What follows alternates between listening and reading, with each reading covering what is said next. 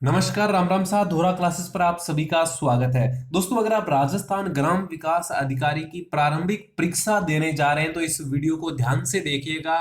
महत्वपूर्ण video session होने वाला है। इसमें मैं आपको प्रारंभिक परीक्षा पास करने की आसान रणनीति बताने वाला हूं, क्योंकि अब आपके पास में 10 से 12 दिन का समय बचा हुआ है। इन 10 से 12 दिन में आपको क्या पढ़ना है, क्या छोड़ना है, किस तरह से तैयारी करनी है कि आप इस एग्जाम को पास कर लो। दोस्तों, आपने सुना होगा बहुत सारे वीडियोस में कि इस बार 36% वाला पास हो जाएगा, 45% वाला पास हो जाएगा, या जो एग्जाम में 40 अंक लेकर आएगा वो भी पास हो जाएगा। क्या ऐसा संभव है? क्या इस बार 15 गुना बच्चों को मेंस के लिए पास किया जाएगा, या उससे अधिक बच्चों को भी बुलाया जा सकता है? ऐसे में हम कितने सवाल एग्जाम में करके आए और कितने अंक कम से कम लेकर आए ताकि ये प्रारंभिक परीक्षा पास कर ले, इसके बारे में हम इस वीडियो में डिस्कस करने वाले हैं। छोटा सा वीडियो होगा, टाइम वेस्ट बिल्कुल नहीं करूंगा, इंपॉर्टेंट चीजें स्पष्ट करूंगा इस वीडियो में। इससे पहले मैंने आपको एक वीडियो में महत्वपूर्ण बातें बताई है आपके सिलेबस को लेकर, पाठ्यक्रम को लेकर। इस वीडियो में हम देखेंगे कि क्या छोड़ना है, क्या पढ़ना है, क्या आसान रणनीति हो सकती है जिसको कोई भी फॉलो करके इस एग्जाम को क्रैक कर सकता है। सबसे पहले हम बात करते हैं आपकी परीक्षा के बारे में और आपके पाठ्यक्रम के बारे में। तो आपका जो पाठ्यक्रम है वो 9 विषयों के अंदर डिवाइड किया गया है। उनमें से कितने सवाल किस में से आएंगे, पहले ये बात जान लेते हैं। हालांकि आपने इसके बारे में पहले भी देखा होगा कि सबने लगभग बताया है कि कहां से कितने सवाल आएंगे। क्या ये फिक्स है या ऊपर नीचे हो सकते हैं, इसके बारे में भी हम बात करेंगे। सबसे पहले देखते हैं यहां पर कि जो 9 विषय हैं वहां से कितने कितने सवाल आपसे पूछे जाएंगे। सबसे पहले आता है करंट अफेयर्स। करंट अफेयर्स के पिछली बार लगभग 3 सवाल पूछे गए थे। इस बार 3 से 5 सवाल आपसे पूछे जा सकते हैं। इसके बाद में भूगोल की बात करें तो भूगोल में विश्व, भारत और राजस्थान तीनों का है। मैं आपको यहां बता दूं, विश्व के भूगोल से 2 से 3 सवाल ही पूछे जाएंगे। अगर आप चाहो तो पढ़ लेना, चाहो तो छोड़ देना। विश्व के भूगोल से मात्र 2 से 3 सवाल ही आने वाले हैं। तो आपने अगर पहले विश्व का भूगोल पढ़ा हुआ है तो आप एक बार रिवीजन कर लेना, अदरवाइज उसको छोड़ देना। बिल्कुल आपको टाइम वेस्ट नहीं करना है। वीडियो को ध्यान से देखोगे, ध्यान से सुनोगे, आपको आसानी से आसान रणनीति समझ में आ जाएगी।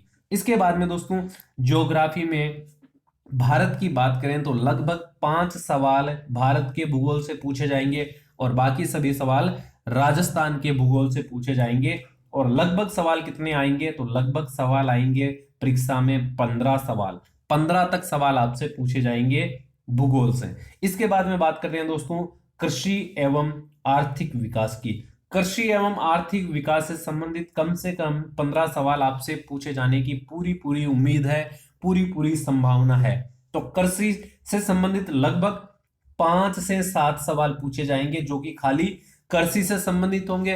कृषि संबंधी योजनाएं, कृषि संबंधी उत्पादन, कृषि संबंधी क्षेत्र, इनके बारे में सवाल आपसे पूछे जाएंगे।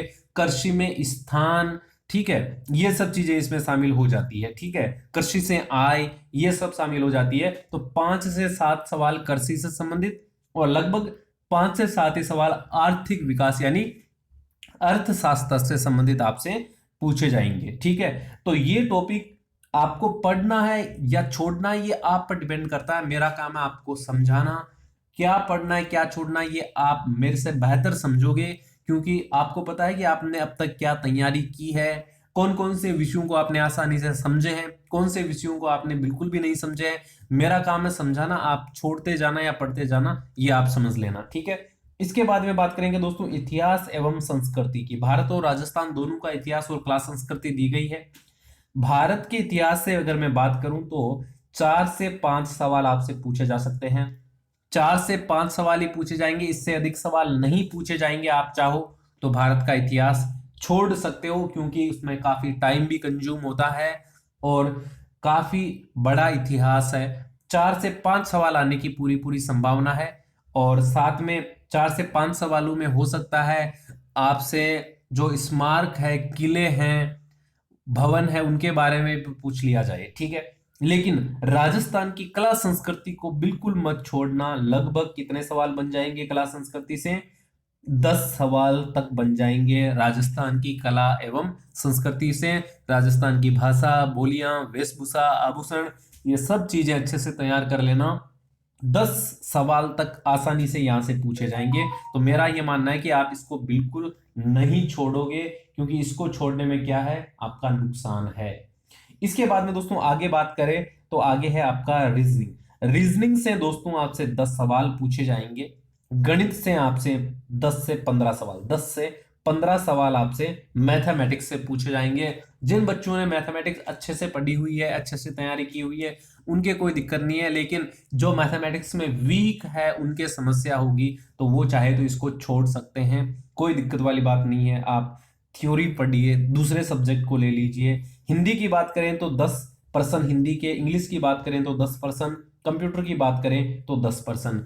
जो एकदम फ्रेश है, जो एकदम नए कैंडिडेट्स है, जो एकदम नए नए कंपटीशन में आए हैं, उनके लिए सबसे बेहतरीन क्या रहेगा, कंप्यूटर पढ़िए, इंग्लिश पढ़िए, हिंदी पढ़िए, ठीक है, और रीजनिंग पढ़िए। यहां से कितने सवाल बन जाएंगे, 40 सवाल बन जाएंगे। उसके बाद क्या पढ़े सर, तो राजस्थान की कला संस्कृति पढ़िए, 10 सवाल यहां से बन जाएंगे। उसके बाद क्या पढ़ना है, उसके बाद आपको राज व्यवस्था भी पढ़ना है। राज व्यवस्था, राजस्थान की जो राज व्यवस्था है, वहां से भी लगभग 5 से लेकर 10 सवाल बन जाएंगे। राजस्थान की राज व्यवस्था, जो राज व्यवस्था का ढांचा है, ठीक है, उससे संबंध में सवाल आपसे पूछे जाएंगे, और उसको तैयार करना कोई बड़ी बात नहीं है। आप 2 से 3 दिन में आसानी से पढ़ सकते हैं। आप किसी भी एजुकेटर के यूट्यूब पर नोट्स देख सकते हैं, लेक्चर देख सकते हैं, 5 से 10 सवाल बन जाएंगे। इसके बाद में क्या पढ़ सकते हैं, इसके बाद में आप राजस्थान का भूगोल पढ़ सकते हैं, जहां से लगभग 10 सवाल आपसे पूछे जाएंगे।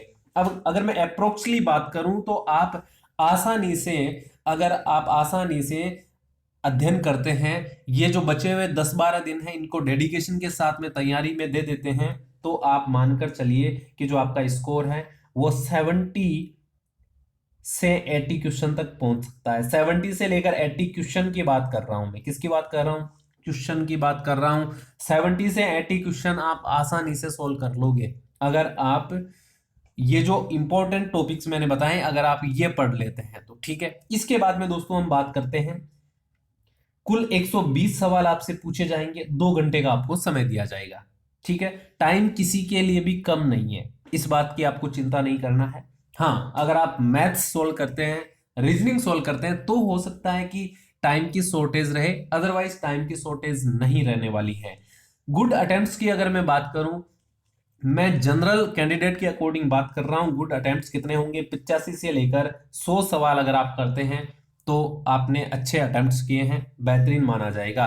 कम से कम मानकर चलिए कि आपको 85 सवाल तो करने ही है एग्जाम में, और 85 से 100 तक आप सवाल कर लेते हैं तो बेहतरीन आपके अटेम्प्ट्स माने जाएंगे। इसके बाद में गुड स्कोर की मैं बात करूं तो अगर आप 65 से 70 मार्क्स लेकर आते हैं जनरल कैटेगरी में, तो आप कहीं ना कहीं इस एग्जाम को पास कर लोगे, किसी प्रकार की समस्या नहीं होगी। मैं हमेशा एक बात कहता हूं कि आप अपनी कैटेगरी के वाइज कंपटीशन में मत जाइएगा। अगर आपको कंपटीशन में जाना है तो आप जनरल कैटेगरी के हिसाब से जाइएगा, ताकि आप कहीं भी अटको नहीं, कहीं भी रुको नहीं। तो आपका स्कोर होना चाहिए 65 प्लस मार्क्स इस एग्जाम में। मैं मार्क्स की बात कर रहा हूं, इस बार ध्यान रखिएगा, ठीक है। क्वेश्चन अलग है, अटेम्प्ट्स का मतलब कितने क्वेश्चन आप करके आओगे, मार्क्स का मतलब अंक है। कम से कम आपका स्कोर रहना चाहिए 65 प्लस 65 अंक। आपको कोई नहीं रोकेगा इस एग्जाम में, और 65 अंक आप लेकर भी आ जाओगे अगर आप 90 तक क्वेश्चन कर लेते हो एग्जाम में। अगर नेगेटिव मार्किंग नहीं होती है, नकारात्मक अंक नहीं होता है, तो ध्यान रखिएगा आपको सभी सवाल करके आने हैं। जो नहीं आते हैं उनमें भी आपको तुक्का मार के आना है, अंदाजा लगाकर सवाल करके आना है, लेकिन ऐसी संभावना कम है। नकारात्मक अंकन होने की 100% संभावना है। मुझे नहीं लगता कि इस ग्राम सेवक, ग्राम विकास अधिकारी की परीक्षा में नकारात्मक अंकन नहीं होगा। 100% संभावना है कि नकारात्मक अंकन होगा, लेकिन एक संभावना यह भी है कि प्रारंभिक परीक्षा है, इस वजह से हो सकता है कि बोर्ड इस एग्जाम में नेगेटिव मार्किंग नहीं रखे। इसके बाद में एक मोस्ट इंपॉर्टेंट मैं आपको बात बताना चाहूंगा, अगर आप कंप्यूटर की तैयारी करना चाहते हैं कि भाई सर मेरे को कंप्यूटर पढ़ना है, मैं कंप्यूटर नहीं छोड़ूंगा क्योंकि 10 सवाल आएंगे, आसान सवाल आएंगे, बेसिक सवाल आएंगे। मुझे पता है ज्यादातर लोग कंप्यूटर को छोड़ देंगे, नहीं पढ़कर जाएंगे, लेकिन मैं कहता हूं जो कंप्यूटर पढ़कर जाएंगे वो डेफिनेटली फायदे में रहेंगे, क्योंकि कंप्यूटर के ज्यादा डिफिकल्ट क्वेश्चन इस एग्जाम में आपसे नहीं पूछे जाएंगे। डरने की आवश्यकता आपको बिल्कुल भी नहीं है। बस बेसिक आपसे शॉर्टकट की पूछी जा सकती है, कुछ एब्रीविएशन शॉर्ट फॉर्म्स आपसे पूछी जाएगी, 10 सवाल आएंगे, तो डरना बिल्कुल नहीं है। जो बच्चे तैयारी करना चाहते हैं वो कंप्यूटर ज्ञान कोर्स जो हमारी ई बुक है, जो योर एग्जाम हेल्पर की ई बुक है, आप उसको परचेज कर सकते हैं। इस ई बुक का लिंक मैंने आपको डिस्क्रिप्शन बॉक्स में दिया है। इस ई बुक का फायदा यह है कि जितनी पढ़ाई आप 10 दिन में करोगे वो आप 10 घंटे में कर लोगे कंप्यूटर के बारे में, क्योंकि इसमें स्मार्ट मटेरियल है, यानी एग्जाम से रिलेटेड चीजें ही मेंशन की गई है, फालतू का कुछ भी नहीं लिखा हुआ है। अगर आप ये बुक खरीद कर पढ़ते हैं तो 8 से 10 घंटे में आप इस बुक को निकाल लोगे और डेफिनेटली आप कंप्यूटर में अच्छा स्कोर करके आओगे। तो योर एग्जाम हेल्पर की कंप्यूटर ज्ञान कोर्स आप खरीद सकते हो, इसका लिंक मैंने आपको डिस्क्रिप्शन बॉक्स में दिया है। अगर आपको नहीं मिलता है तो आप कमेंट भी कर सकते हैं। बाकी दोस्तों, आप सभी को इस एग्जाम के लिए बेस्ट ऑफ लक। उम्मीद है कि ये जानकारी आपको अच्छी लगी है। आगे भी मैं आपके लिए एग्जाम में हेल्पफुल वीडियो लेकर आने की कोशिश करूंगा। Thanks for watching. मिलते हैं दोस्तों नए वीडियो में, तब तक के लिए सभी को जय हिंद।